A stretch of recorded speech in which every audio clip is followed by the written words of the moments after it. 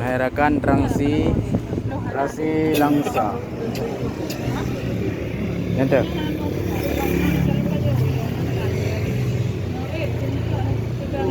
Dari pui buka Trasi kak? Udin sampai ya? Kau udin wak nah?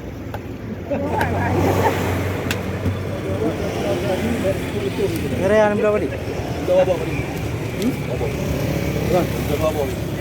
Dua buah. Dua buah itu berapa?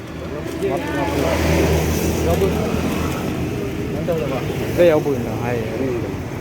Nanti enggak yang ah. Dua buah. Jadi Trasinya dari Udin sampai? Kan dari Udin Wan bukan mana? Dari Udin Wan, apa pula tertur berapa? Buat apa ya betul? Yang peminat Trasi Aceh. Pola Sekdes. Boleh betul dah. Ambil boleh no. Mai betul. Long yang bunom tuan kak. Raya tak ada kuk kelo lun tuan baju.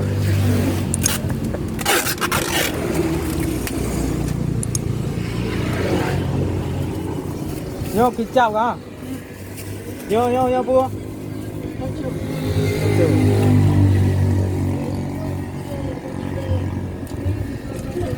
Berapa orang dah?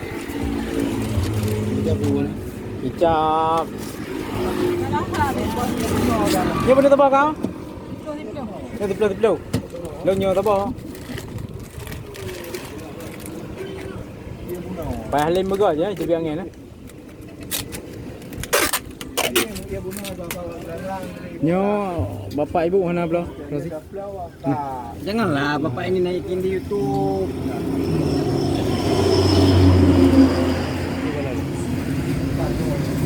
Nyo menyuyai kau? Kak nyo menyuyai? Kawan dua. Nyo benda tebak kak? Mana bayar? Kakak? Betul ah.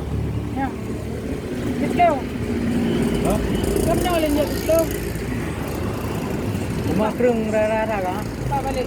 Masih kau?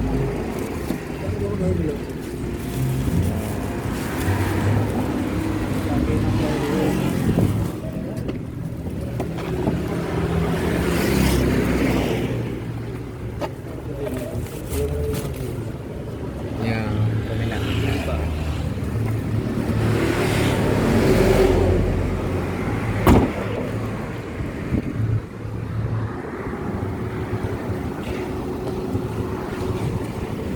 Pulang. Hah?